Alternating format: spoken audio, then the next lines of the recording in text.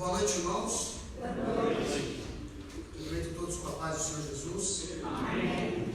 Sem mais delongas, vamos abrir nossas Bíblias no livro de 2 Crônicas, Antigo Testamento, capítulo 7.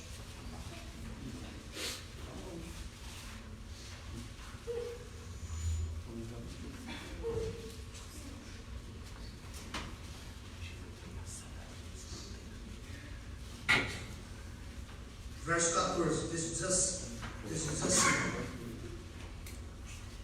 se o meu povo, que se chama pelo meu nome, se humilhar e orar, e me buscar, e se converter dos seus maus caminhos, então eu os ouvirei dos céus, perdoarei os seus pecados e sararei a sua terra. Vamos cobrar mais uma vez nossas cabeças, vamos elevar a sua oração. Majestoso, Santo Deus, nos dobramos diante do senhorio de Cristo esta noite, confiando exclusivamente no sacrifício que foi feito para resgate de muitos. Efésios 5 vai dizer para sermos seus imitadores como filhos amados. Então, que neste culto o Senhor utilize-o para manifestar a sua glória em nós. Que o Senhor nos conforme à tua imagem, Senhor. Nosso caráter, nossa mente, nosso viver, os nossos desejos. Que desejemos essa noite, Pai, ser mais santo. Que desejemos essa noite, Pai, amar mais o Senhor e amar mais o nosso próximo. Que por meio desta palavra, Pai, o Senhor tire pessoas cativas pelo pecado, com suas mentes aprisionadas, e leve-as cativas à sua palavra, Senhor. Senhor, eu não tenho nada a oferecer a essas pessoas que estão à minha frente, pois eu sou pobre, pecador, sou um indouto, Senhor. Todavia, eu coloco o Senhor no centro disso. Que essa palavra exalte a Ti, Pai.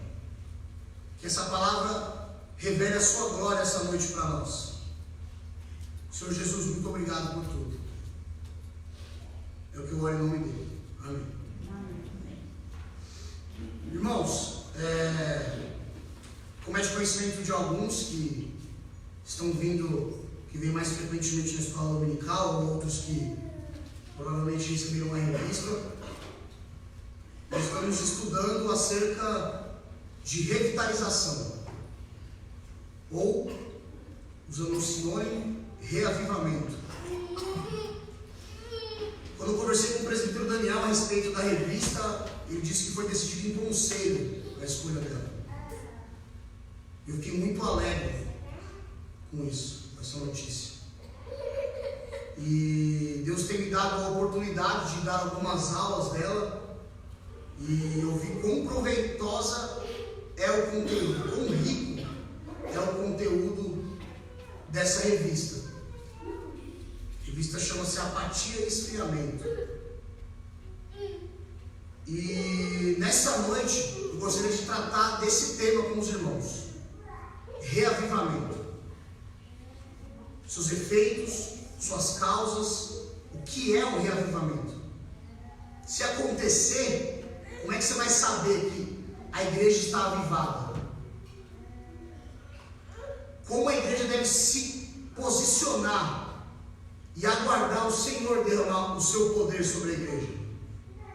Porque o avivamento não é uma coisa que nós programamos, um evento, um estilo, um status.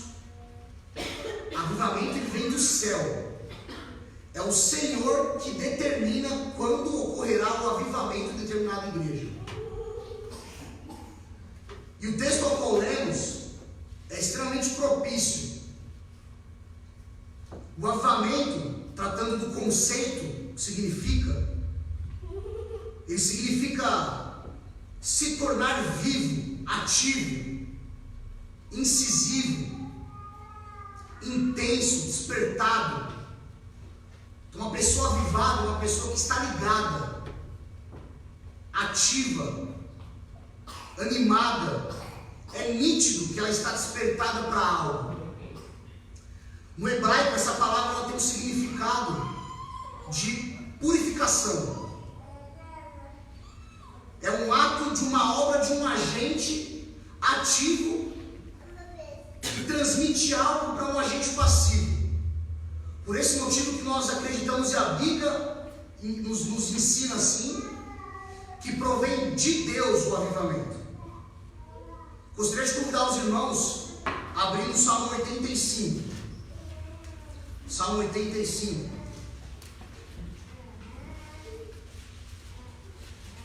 No verso 6 diz assim: porventura não tornarás a vivificar-nos, para que em ti se regozije o teu povo?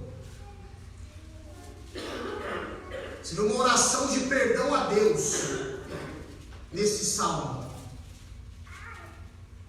E o salmista ele vai atribuir a Deus a tarefa de vivificá-lo, de tornar a ele a paixão por Deus, a alegria de servir a Deus. Então não é uma responsabilidade nossa o acontecimento do avivamento. Nós somos o agente passivo aqui. O que não é um avivamento? No avivamento, ele não é programado. Não tem como você determinar uma data para acontecer um avivamento. Não tem como você programar daqui um mês, 2 ou 3 meses. Vou fazer algumas coisas para que nós sejamos avivados. Não, o avivamento não é isso. O avivamento não é uma mudança doutrinária, simplesmente. Faz parte. Mudança para a doutrina verdadeira. Mas não é um fim em si mesmo. Isso não é evidência de um avivamento. Mudança de liturgia não é. ênfase carismática. O que é uma ênfase carismática? É uma ênfase unilateral em dons, curas, milagres. Isso não é evidência de uma igreja avivada, ou de uma igreja que está experimentando esse fato, esse avivamento. Exorcismos, isso não é evidência. Então a Bíblia nos leva a examinar se esses acontecimentos que acontecem na igreja moderna hoje são de fato de Deus. 1 João 4 vai dizer: provai os espíritos se eles procedem de Deus. A Bíblia nos orienta a discerni-los, nos orienta a examiná-lo à luz das Escrituras, com a ótica das Escrituras. E hoje tudo está sendo colocado como um avivamento. Qualquer inchaço desenfreado da igreja é um avivamento. Qualquer irmãos que vão com plaquinhas dizendo Jesus te ama, me dê um abraço num farol, é considerado um avivamento. E não é um avivamento. Isso não é evidência. O avivamento não é uma cosmovisão dicotomizada. Não é você dividir o santo do profano. E o avivamento não é campanha. Que a gente não tem esse hábito, né? Mas igrejas pentecostais, de onde eu vim, eles sempre fazem campanhas, né? Fazer isso, estou dizendo que é errado, se o fim for a glória de Deus, amém. Mas não é evidência de acontecer o avivamento. No texto ao qual lemos, vamos voltar lá em 2 Crônicas, deixa a sua Bíblia aberta. Gostaria de trazer um pouco do contexto desse texto. O momento histórico desse texto, o que estava acontecendo em Israel? Salomão era rei. Salomão ele havia completado uma obra no templo que Davi desejara construir e não construiu. O profeta Natan foi até Davi e falou que o sucessor dele construiria o templo. Então Salomão, sendo esse sucessor, ele louva a Deus no capítulo 6 do livro ao qual lemos, que Deus havia cumprido a promessa que ele havia feito ao seu pai, e ele levou em torno de 7 anos para terminar a construção do templo. Naquele período, porque ele iniciou a construção, se for ler o livro de Reis, você vai ver que Salomão, ele diz que eles viviam tempos de paz em Israel. Ele até chega a mencionar que Davi não chegara a construir o templo devido a sempre estar envolvido em guerras, e isso atrasaria a construção. Então Salomão, nesse contexto, existia o rei de Tiro chamado Irão. Ele tinha comunhão com Davi, amizade com Davi, companheirismo ali, e Salomão faz um acordo comercial com esse rei de Tiro. Então Salomão começou a suprir as necessidades alimentícias dele, do povo dele, e ele supria as necessidades na construção do templo. E logo se levou esse período, como mencionei, de 7 anos.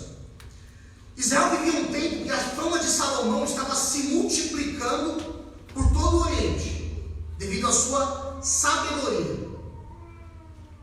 Então Israel, teoricamente, ele vivia um tempo alegre, de paz, de prosperidade, uma economia teoricamente estável, progredindo, os irmãos felizes, ansiosos com o governo do novo rei, que estavam nos guiando na lei de Deus. Então, Salomão, após a construção do templo, ele sobe a um modelo de culto, e ele ora ao Senhor. Ele ora ao Senhor. E nessa oração é a resposta do texto que nós acabamos de ler, que seria no capítulo 7. A consequência de Deus ter falado isso não foi condicionada pela oração de Salomão, mas Deus fez simplesmente uma promessa de sempre que o povo se desviar dos caminhos dele, de sempre que o povo olhar para outros deuses, se desviar os seus desejos, que seriam, no caso, para Deus, para as coisas do seu próprio interesse, o seu ego, olhando o seu próprio umbigo, Deus estaria ali para reanimar, reavivar o povo, acender a chama do amor de Deus nos corações do seu povo novamente. Então Salomão, ele vai enfatizando várias coisas no decorrer da sua oração. Você vai ver o capítulo 6, verso 3, ele vai falar sobre o pecado contra o próximo do próprio povo, que Deus os caberia com juízo. Porém Salomão pede: mas se eles se arrependerem, ouça a oração do povo que fizerem nesta casa. Então Salomão, ele usa na cultura hebraica, você repetir várias vezes a mesma coisa é um sinal de que você quer enfatizar alguma coisa. Você vê Jesus falando: em verdade vos digo. Livro de Apocalipse, usais. Então ele enfatiza várias vezes: Senhor, se o povo pecar assim, o Senhor perdoa eles se eles orarem nesse lugar. Senhor, se o povo pecar, então ele vem falando, se o povo começar a perder guerras por conta dos pecados, se os céus se cerrarem, ou seja, o povo vivia mais com agronomia, era a plantação que movia a economia de Israel. Então se o povo pecasse, as chuvas parassem, eles não plantavam, logo eles não andavam, parava o país, ia passar fome. Então Salomão fala: se isso acontecer e eles orarem e se arrependerem, perdoa-os, Pai. Se eles se desviarem do propósito que é a sua glória, manifestar a sua glória para os outros povos, viver a sua lei, o Senhor, e eles se desviarem, o Senhor os perdoe se eles se arrependerem. Então no verso 28 do capítulo 6 ele vai falar sobre fomes e pestes, e no verso 36 ele vai falar sobre cativeiro. Se você for ver no decorrer do livro de 2 Crônicas, do 1º e 2 Reis, você vê tudo que Salomão escreveu aqui, o povo passou. Subia um rei ia ao poder, depois da divisão, que houve, a divisão do reinado, ficou Israel e Judá.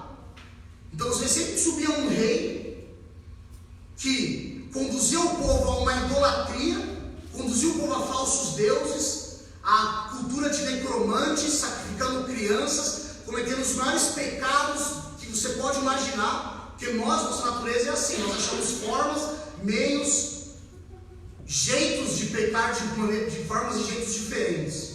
Então o povo ele vivia dessa maneira, como um rei ímpio subia ao poder. E Deus ia aplicar o seu juízo. Eles perdiam guerras, eram despojados. E por final, 722 a.C., Israel foi levado cativo pela Assíria. 589, o povo de Judá foi levado cativeiro pelo povo babilônico. Antes tinham sido despojados, já havia 2 vezes antes. 603 e 593. Então, o povo que se desviara, Deus, além disso, ele fez uma promessa para esse povo.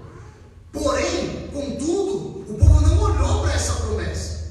O povo desviou o seu olhar, olhou o problema. E o profeta pregava. Quando os profetas se levantaram, Jeremias, Isaías, eu vou te enviar um povo que não vai te ouvir, mas vai e prega. E eles pregavam arrependimento. Vocês irão ser levados cativeiro. O povo não dava ouvido.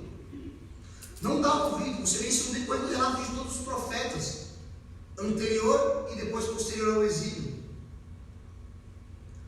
Quando Deus ouve essa oração, ele chega após todo o festejo que houve depois da oração de Salomão, o povo comemorando a construção do templo, templos bons que o povo vivia. Salomão foi para sua casa quando terminou, e o Senhor visitou aquela noite. Nós vemos agora no verso 13, capítulo 7. Se eu cerrar os céus de modo que não haja chuva, ou se ordenar os gafanhotos que consumam a terra, ou se enviar pestes entre o meu povo, se o meu povo, que se chama pelo meu nome, parei, vamos discorrer a parte A desse versículo. Para que o povo chame a Deus pelo nome, eles precisam reconhecer algo antes. Primeiro, quando o povo está em condições de pecado, ele precisa primeiramente reconhecer o seu estado caído. Se o povo não reconhecer que ele está longe da lei de Deus, longe dos mandamentos de Cristo, vivendo deliberadamente em seus pecados, sem ânimo para a obra de Deus, ele não fará isso. Por quê? Porque da nossa natureza, quando nós pecamos, automaticamente nós temos a tendência a encobrir os nossos pecados. Olha Gênesis, nossos primeiros pais, quando eles pecaram, o que eles fizeram? Eles se esconderam. Nós temos a tendência de encobertar os nossos pecados. Isso é uma grande falha para uma igreja que aguarda ansiosamente por um avivamento. Pecados ocultos, o Senhor não derramará o seu poder. Mentiras, fofocas, dissensões, facções, desânimos por uma palavra mal colocada de um irmão ou de outro. Ah, o pastor falou aquilo, não vou mais para a igreja. Fazemos parte do mesmo corpo, irmãos.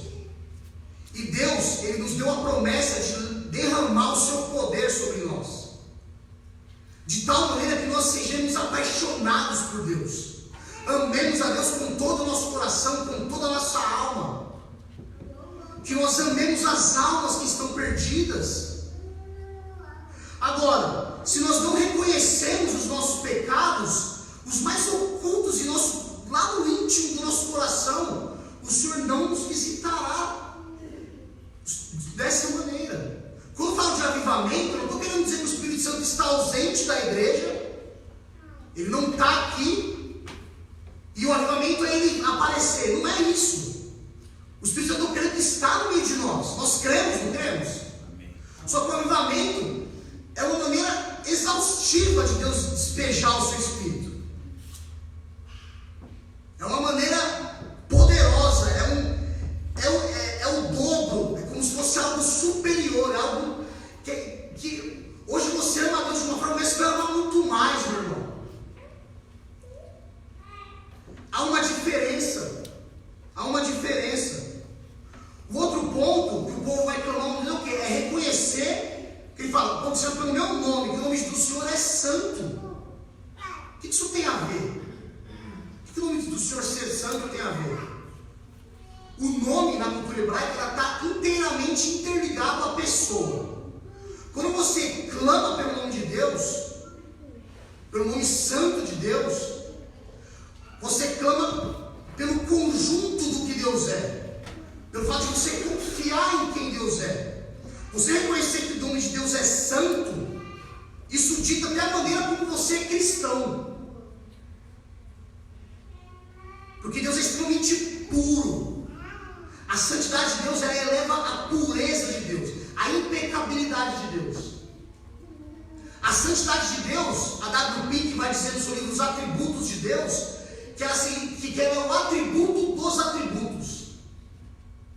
Ela é totalmente transcendente. O que é isso? É elevado a um outro grau. Por Deus ser santo, todos os seus demais atributos, características, são santos também. Esse é o motivo que nós devemos confiar em Deus para clamar por um avivamento. Primeiro, reconhecendo nossos pecados. E segundo, clamando, chamando Ele pelo nome. Por que não confiar num Deus santo? Não há motivos. Nós cremos que Deus, ele tem atributos que também são incomunicáveis. Vou falar de 3: onisciência, onipresença e onipotência. Se Deus é onisciente, Ele conhece todas as coisas, e essa onisciência é uma onisciência santa, reta, como é que nós não confiaremos num Deus desse? Como? Ele não tem variação, sombra de dúvida. Ele é perfeito em todos os seus atos. A santidade de Deus faz nós confiarmos ainda mais no que Ele pode fazer pela igreja. E se você não conhece esse Deus santo, é muito explicativo. Você pode explicar a maneira como você conduz sua vida com Ele, sabia? Como é que você vai se relacionar com um ser santo? Porque ele não podia ter contato com nós, irmão Rubens. Porque nós somos o oposto. Ele é bom, nós somos ruins. Veja, se você ama os judeus, você odeia o holocausto. Se você é bom, você não vai gostar do que não é bom. E mesmo assim, Deus faz essa obra magnífica, maravilhosa, com o seu Filho Jesus Cristo. Por assim dizer, conseguindo se tornar justo e justificador por meio da fé. E por que nós devemos confiar nele por meio da fé? Porque ele é santo, a justiça dele é santa, o amor dele é santo. Ou seja, não há erro. Quando você olha a santidade de Deus, você não vê mancha, você não vê mácula, rachadura, você não vê uma partícula, um resquício de variação. Então, para que nós clamemos, nós devemos reconhecer esse Deus como santo. Os anjos o adorando, os serafins, Isaías capítulo 6. No ano em que morreu o rei Uzias, meus olhos viram o Senhor assentado no alto sublime trono. Ele vê serafins o adorando. E eles o adoram, santo, santo, santo é o Senhor dos Exércitos, em toda a eternidade. Eles não adoram Deus falando amor, amor, amor. Não que Deus não tenha que ser louvado por esses atributos, mas eles elevaram a santidade de Deus a um grau mais intenso do que Deus demais atributos de Deus. Homens que viram essa glória de Deus caíram como morto. Moisés, quando pediu ver a face de Deus, Deus falou: impossível, você não veio ficar vivo. Quando Deus aparece na sarça, Moisés vai chegar próximo e fala: opa, tira a sandália dos seus pés, porque o lugar onde você vai pisar é santo. Então a igreja precisa reconhecer o nome de Deus para clamar a Ele, confiar na promessa, porque a promessa de Deus nós devemos confiar nela, porque a promessa é santa, irmão. Não há variação, não há dúvida, Deus não vai voltar atrás. Nós vivemos assim. Então eu te convido a conhecer esse Deus santo. Ele é um Deus pessoal, relacional. 1 Timóteo 2,5 fala que há um mediador entre Deus e os homens, Jesus Cristo. Por meio de Cristo nós temos acesso a esse Deus. E nós devemos buscar, clamar a esse Deus, chamá-lo pelo nome, para que Ele nos avive-nos. Vamos ver agora a parte B do versículo. Ele diz: se humilhar. Então o Senhor te chama pelo meu nome e se humilhar. Humilhar é se rebaixar, reconhecer inferioridade. Isso é humilhar, se humilhar. Ninguém gosta de ser humilhado. Seu chefe fala com você no meio de um monte de gente no trabalho, você faz cara feia. Eu faço cara feia. Ninguém gosta de ser humilhado. E aqui ele está dizendo o quê? Você reconhecer a sua incapacidade. A palavra hebraica aqui, eu não vou pronunciar ela, porque eu sou horrível em hebraico. Mas o significado dela é entrar em colapso, desmoronar-se. Olha o sentido que o autor está trazendo. É você simplesmente se desmoronar na presença de Deus, chorar na presença de Deus. As emoções, elas são bem-vindas, sim. Abre comigo no Salmo 32. Salmo 32.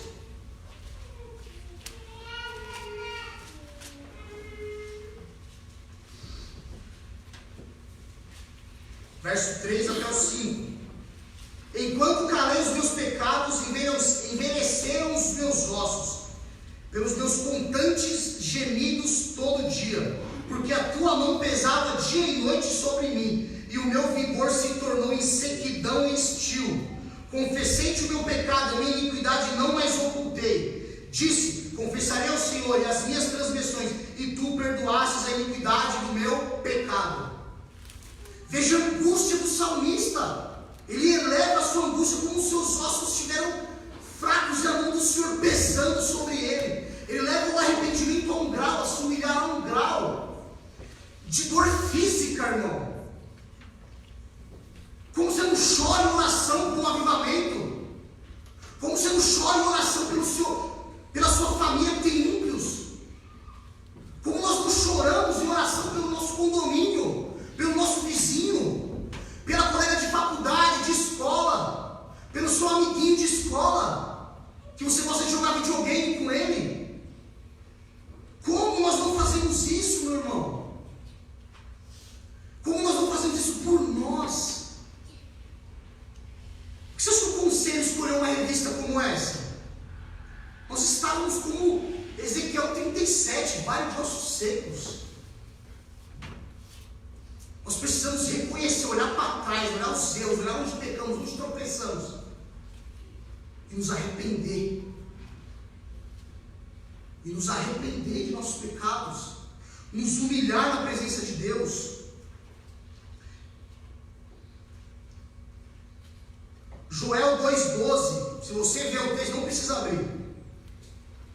Joel 2,12, Joel passava por uma situação do que o rei Salomão havia predito no capítulo 6. Os gafanhotos haviam devastado Judá, haviam devastado as plantações, e o povo passava fome. Havia uma crise econômica ferrenha no período de Joel. Havia uma crise econômica tremendamente pesada. O povo não sabia o que fazer mais. E Joel, nesse texto, ele vai falar assim: rasgai o vosso coração e não as vestes. Rasgar as vestes para o judeu é um sinal de indignação. Quando Cristo fala que ele é o Cristo, o que os judeus fazem no Sinédrio? Eles rasgam as vestes e falam blasfêmia. Então é um arrependimento litúrgico, externo. É um arrependimento que eu levanto do banco, eu oro, Senhor, perdoa meus pecados. É um arrependimento que todo mundo faz, meu irmão. Já tentou chorar na presença de Deus?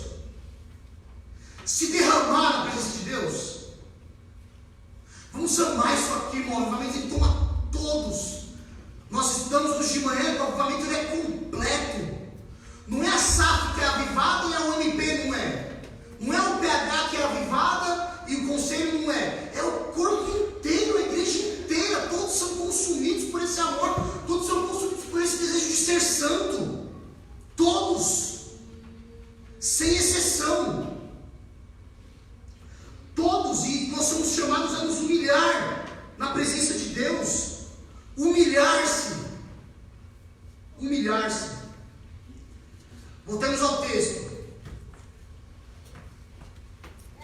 Vírgula e orar. O que é oração? Oração é um meio de graça de você se comunicar, se relacionar com Deus, se relacionar com a sua pessoa, com a Trindade como um todo, porque nós nos relacionamos com toda ela. O Espírito intercede por nós, Cristo está desce do Pai intercedendo por nós. Por meio de Cristo nós temos esperança da salvação pela fé em Deus. Na oração nós nos relacionamos com toda a Trindade, com Deus, com Deus no seu todo, o único Deus. E quando nós oramos com os propósitos errados, a Bíblia nos repreende de uma maneira severa, irmãos. Severa. Às vezes nós estamos orando por algum despertar, para vir irmãos para a igreja, nós estamos orando com a intenção errada. Estamos orando por nossos próprios propósitos, para um alívio na nossa carne, para a cura de uma enfermidade. Veja como a Bíblia trata a oração que não agrada a Deus. Vamos abrir nossa Bíblia no livro de Tiago. Vamos para o Novo Testamento. Tiago.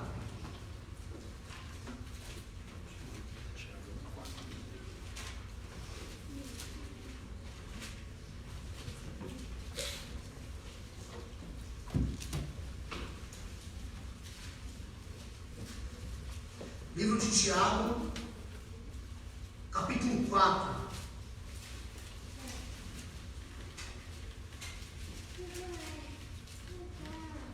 Vamos ler do verso 1 até o 3. De onde procedem guerras e contendas que há entre vós? De onde, senão dos prazeres que militam na vossa carne? Cobiçais e nada tendes, matais, invejais e nada podeis obter. Viveis a lutar e a fazer guerras, nada tendes porque não pedis. Nada tendes porque não pedis. Pedis e não recebereis, porque pedes mal, para esbanjares em vossos prazeres. Veja o que é pedir mal. A oração não é isso. Tem que tratar a intenção da sua oração.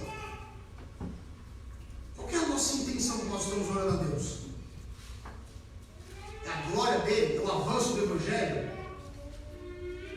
É um avivamento? Deus nos prometeu isso.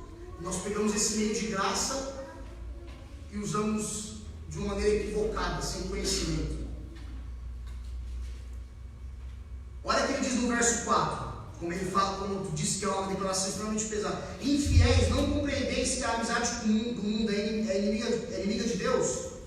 Aquele, pois, que quiser ser amigo do mundo, constitui-se inimigo de Deus. Se você está cobiçando coisas, orando por coisas que não tem nada a ver com o que Deus te chamou, meu irmão, você está amando aqui a terra, o algo palpável, o agora. Você não está amando as riquezas inacessíveis, as riquezas que são insondáveis, as riquezas do Evangelho. Você não está buscando a Cristo, está buscando a si mesmo. E você se constitui-se com base nisso inimigo de Deus. Pedis e não recebereis, porque pedes mal. Pede e não recebe. Irmãos, nós temos uma promessa em nossas mãos. O Senhor nos concedeu como um presente. E às vezes, igual, a irmã Lourdes chegou a citar na escola dominical, era cheia, a igreja começou a sair. Eu disse, o que aconteceu? Vamos pedir para Deus avivar essa igreja. Veja, o crescimento, o avivamento quando acontece, ele não é só numérico, ele é espiritual. Ele é primeiro espiritual. O seio da igreja muda, irmãos.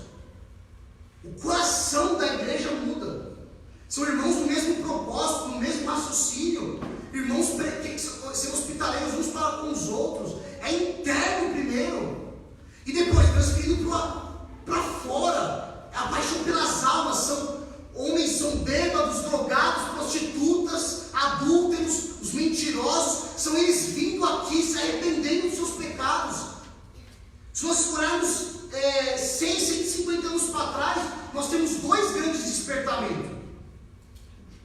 Um que aconteceu na Nova Inglaterra, em Inglaterra, com três homens. John Wesley, George Whitefield e Jonathan Edwards. Três homens oravam da maneira que eu estou pregando aqui para vocês essa noite. Você não precisa ser um pastor para orar por avivamento. Você não precisa ser um oficial da igreja. Você precisa amar as almas, amar a Deus, ter sede de Deus. Assim como a corça suspira pelas águas, assim a minha alma anseia por ti, ó Deus.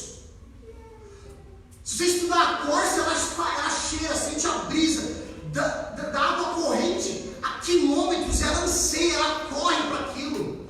Assim devemos ser na presença de Deus, e não uma oração fria, superficial, pedindo coisas banais. Cristo precisa estar na nossa boca, no nosso coração, meu irmão. Todo dia nós vemos pessoas se queixando. Eu sei que dói, eu sei que é difícil o emprego, eu sei, mas há uma necessidade muito maior, irmãos, muito maior do que tudo isso. Tudo isso. Eu sei que ficar desempregado, que não tenho o que dar para o meu filho, para minha esposa, tem 4 meses assim já. Mas existe uma necessidade muito maior. Hoje no mundo morre em torno de 140 mil pessoas por dia. Você tem noção do que é isso? Você acha que 1% disso vai para o céu? Não vai para o céu, irmãos. Não vai para o céu. A oração errônea, Jesus compara-nos a um gentil. Lá em Mateus capítulo 6, verso 32, ele vai dizer que se você pedir as coisas, suas necessidades básicas, de maneira sucessiva, ele diz que os gentios se preocupam com todas elas. Verso 33 ele vai dizer: mas vocês buscaram o reino e a sua justiça, e todas estas coisas, comer, vestimenta, moradia, vos serão acrescentadas. Buscai ao reino de Deus e a sua justiça. Como Jesus ensina o Pai Nosso? Pai Nosso que estás no céu, santificado seja o teu nome. Você não vai orar para o nome de Deus ser mais santo. Você vai orar para o reino dele vir, para o nome dele ser reconhecido, para Deus se fazer presente, para Deus ser o centro. Seja no seu trabalho, no seu lar, na sua igreja, na sua faculdade, na sua escola, no seu curso, onde for, irmãos. Então, nossa oração precisamos ser assim. Vamos abrir no livro de Mateus agora, capítulo 7, ainda falando de oração.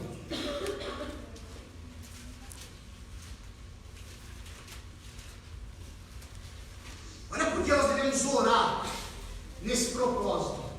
A promessa do Senhor está nas nossas mãos. Ele nos concedeu isso. E Ele prometeu responder. Mas não é no nosso tempo. Nós não mandamos em Deus, nossa oração não move a mão de Deus, não move o coração de Deus. Deus é soberano. E Ele é santo. Soberania santa. Homem algum, nenhum governo, império, nada move a vontade de Deus. Mas Ele nos orientou a isso. Então Ele vem dizendo no versículo 7 e 8, olha Jesus, ele incitando o povo a orar: pedi, dar-se-vos-á, buscai e achareis, batei e abri-vos-á. Pois todo aquele que pede recebe, o que busca encontra, e a quem bate abrir-se-lhe-á. Jesus diz que se nós pedirmos em nome dele, crendo, nós vamos receber, irmãos.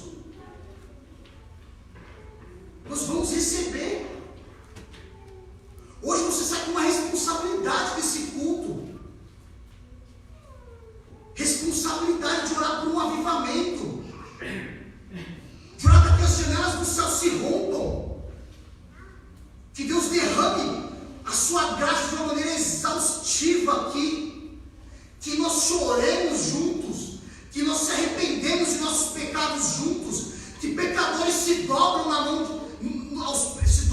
senhorio de Cristo, saímos com a responsabilidade de se humilhar e orar diante de Deus. Se humilhar e orar diante de Deus. Vamos voltar ao texto de Crônicas. Vamos terminar, senão vou puxar o meu blazer. Estou demorando. Vírgula e me buscar. Buscar significa esforço. Esforço, descobrir, achar algo. Nós temos acesso ao Pai por meio de Cristo. Nós devemos buscar isso ardentemente. Orar e buscar, não é orar, ficar parado, acabou. É orar, orar, orar, orar, orar, até aprender a orar. É orar, orar até o Senhor ouvir. Tem um pregador, acho que é suíço, não me recordo de onde ele é. Ele chama Oswald Smith. Ele fala que se Deus move uma igreja, irmãos, a orar por algo, é porque é a vontade dele. Se Deus move uma igreja a fazer vigílias de oração, buscando a Deus incessantemente, incansavelmente, é porque o Senhor move esses irmãos a orar. O Senhor move essas pessoas a buscar o avivamento, a conversão de pessoas. Então não é que você vai orar e Deus vai fazer. É porque o próprio Deus conduz o seu coração a isso. Ele quebranta você a isso. Então é se esforçar, é buscar. Isaías 55, verso 6 vai dizer: buscai o Senhor enquanto se pode achar, invocai-o enquanto está perto. Quando é que nós podemos buscar o Senhor? O pastor costuma fazer essa pergunta, né? Enquanto estamos vivos. Vivos. Quando você respira, você está aqui sentado ouvindo, é vivo. Quando você está respirando, você busca o Senhor, e você vai achá-lo. Invoca-o e ele estará perto. Davi buscou o Senhor depois de pecar com Batseba e matar o seu esposo. Ele fala que um coração contrito ele não desprezarás. Salmo 51, verso 17. Se nós formos nessa intenção, irmãos, um coração quebrado, humilhando-nos, orando, persistente, buscando, o Senhor não desprezará o nosso coração. Jesus diz, eu li na Bíblia isso, não é o Gabriel que está falando. Jesus disse, incitou-nos, pedi e dá-se-vos-á. Bate, a porta vai se abrir. É o que? A oração, é persistência. Último ponto. Penúltimo, perdão. Se converter, vírgula, e se converter dos seus maus caminhos. Toda a mensagem que nós vemos dos apóstolos, existia essa palavra. O povo, quando Pedro pregou em Atos 2, eles perguntaram: o que faremos, pois, irmãos? Porque o texto diz que eles compungiram os corações quando ouviram Pedro pregar. Ele fala: arrependei-vos e convertei-vos. Então, conversão o que é?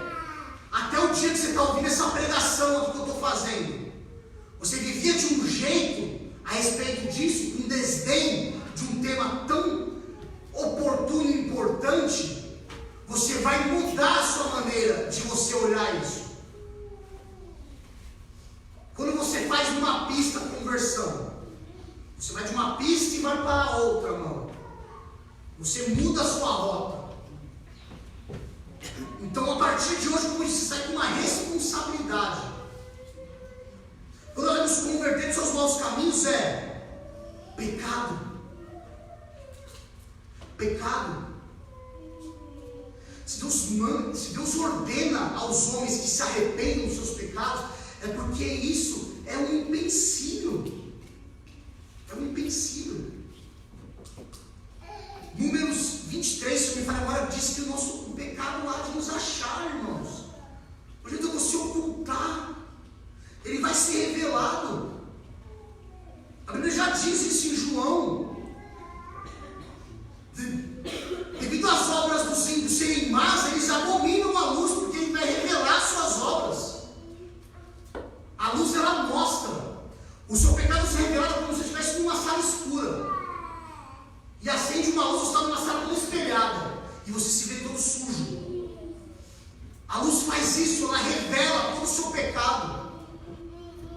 E se há pecados e se arrepender, devemos nos humilhar e orar e buscar e se arrepender, se converter desses maus caminhos. Mudar nossa maneira de viver, de pensar. Essa palavra no grego era traduzida por uma palavra que significa metanoia. É mudança de mente, irmão. Coração. A Bíblia, quando fala coração, ela não fala de um órgão que fica batendo, bombeando sangue para o corpo todo. Ela fala o ser do homem. Então é sua maneira de pensar, sentir, suas ações, suas afeições, seus desejos, seus propósitos. Quando você se converte, eles mudam. É outro propósito. É eternidade, irmão. Não é mais coisa terrena, palpável, finita. É infinito, é os céus, irmão. É a glória de Deus. É a glória de Deus. Isso é conversão. É você estar de um jeito, você passa a viver de outro. Podemos olhar para trás. Onde caímos? Onde caímos? E nos humilhar na presença de Deus. Quando a igreja está disposta a persistir nesses pontos, ele vem com a promessa na parte C. Então eu os ouvirei dos céus, perdoarei os seus pecados e sararei a sua terra.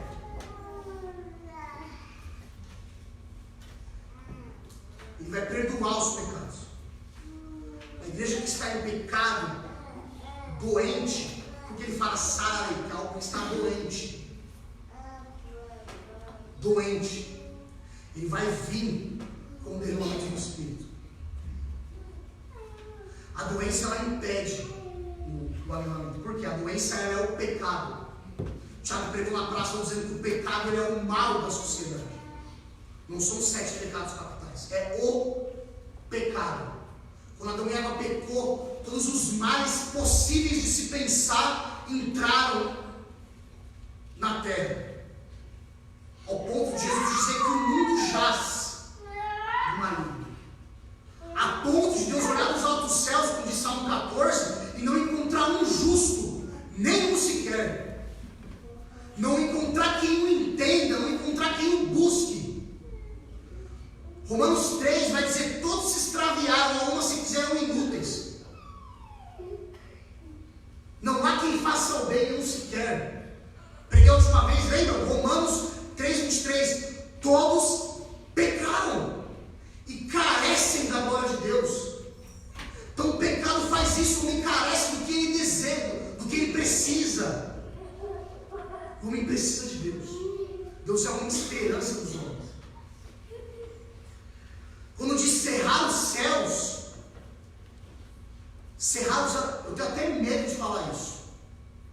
Cerrar os céus, quando acontece conversões, a festa nos céus não é uma conversão. A igreja em pecado, atrofiada, os céus são cerrados. Deus não derrama graça, não converte pecadores. Os que vivem pela misericórdia, todos nós vivemos pela misericórdia, né? Mas céus cerrados, a graça de Deus. O avivamento é um despejar completo dessa graça. Para terminar, vamos abrir em Romanos. Prometo que é para terminar.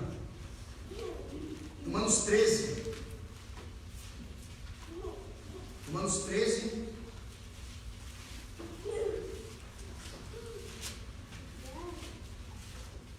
Verso 11. Vamos ler 11 e 12. Digo isto a vós outros, que conheceis o tempo. Já é hora de nos despertardes do sono, porque a nossa salvação está agora mais perto do quanto no princípio cremos. Vai alta a noite, vem chegando o dia, deixemos, pois, as obras das trevas e revistamos-nos das armas da luz. Primeiro chamado que eu faço é isso. Vamos nos despertar do sono. Se você que é um cristão, não sei como que é a sua vida, tá? Você trabalha domingo de manhã, trabalha todo dia, não tem folga, não sei. Mas se você é um crente domingueiro, que não tem compromisso, desperta-se do seu sono. Em Atos nós estudamos hoje na escola dominical que o crescimento da igreja não era responsabilidade intrinsecamente dos apóstolos. Toda a igreja era responsável pelo crescimento. Quando a igreja começou a ser perseguida em Jerusalém, eles iam se dividindo e iam pregando a palavra, irmãos. Todos os irmãos. Havia irmãos notáveis lá, vamos dizer assim. Os diáconos, os apóstolos, mas todos haviam responsabilidade disso. Então devemos despertar do sono. Não ser um crente de culto à noite, chega só na hora da palavra. Começar a ter prazer em Deus, prazer em Cristo, prazer na justiça, na essência de Deus. Eu não sei qual é a caricatura de Deus que você conhece, mas como não reverenciar, não adorar um Deus santo como esse? O Deus a quem nós podemos confiar sem desconfiança alguma, sem nos arrependermos disso. Ele é perfeito, Ele conhece tudo, Ele é ilimitado, seu conhecimento não há limites. Como? Agora a segunda chamada, você que não serve a Deus, eu te chamo a se arrepender dos seus pecados imediatamente. Ou você que acha que serve e não serve. Deus, Ele há de julgar vivos e mortos, a todos. Todos vão te comparecer ao tribunal de Cristo. E eu te convido a experimentar desse avivamento. Que você se humilhe, que você ore, que você busque a esse Deus das Escrituras, esse Deus santo, suficiente. Eu não estou falando isso para Deus ficar mais feliz com você. Estou falando isso porque você necessita dele, meu irmão. Necessita dele. Se a sua fé nele está apoiada nas coisas que foram criadas por ele, você é indesculpável diante dele se você não se render a Cristo. Isso deve ser um motivo de você buscá-lo desesperadamente. Porque você entende que a criação, a natureza, o ar, toda a criação, a beleza da criação de Deus não é suficiente para te salvar. Então eu convido agora todos a fechar os olhos. Vamos orar mais uma vez. Santíssimo, eterno, soberano, justo, Deus de toda a honra, toda a glória, que o seu nome seja exaltado nessa noite, ó Pai. Que a semente a qual foi lançada, Senhor, caia em solo fértil, em solo bom de poder germinar e crescer, Senhor. Pai Santo, eu peço perdão pelos nossos pecados.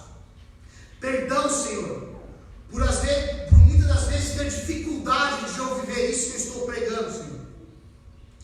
Todavia nós socorremos a Ti, Pai. Que o Senhor nos dê um espírito quebrantado, Pai. Que nós nos humilhemos na Sua presença, Senhor. Que nós larguemos a timidez, todas essas coisas que nos prendem, Pai. Coisas carnais, Senhor. E que nós busquemos a Ti com todo o nosso coração, com toda a nossa alma, com toda a nossa força, Pai. Que nós amemos ao Senhor com todos esses atributos, Pai. Que nós sintamos prazer em Ti, não um prazer de domar o Senhor ao nosso jeito, Senhor, mas adorar o Senhor pelo que o Senhor é, pela Sua essência, pela Sua soberania, Pai. Ó Senhor, nos ajude, Senhor, porque nós não temos nada, somos cônscios de tão pequenos somos, Pai. Mas nós necessitamos de Ti, nós carecemos de Ti, Pai. Porque nós não temos nada, Senhor. Não há esperança, Senhor, se não fosse o Senhor. Paulo disse que se não houvesse ressurreição dos mortos, nós comeríamos, beberíamos e morreríamos e acabou, não há esperança alguma. A morte está aí aguardando a todos, Pai. Então, se não houvesse ressurreição, logo não teríamos esperança. Então, dá essa esperança ao nosso coração para nos apaixonarmos mais pelo Senhor, Pai. O Senhor diz: onde está a morte, o seu aguilhão? O aguilhão da morte é o pecado. Mas a sua graça superabundou sobre nós, Pai. Muito obrigado por ser esse Deus tão glorioso, tão perfeito em todos os seus atos. É isso que eu oro em nome de Jesus. Amém. Deus abençoe os irmãos.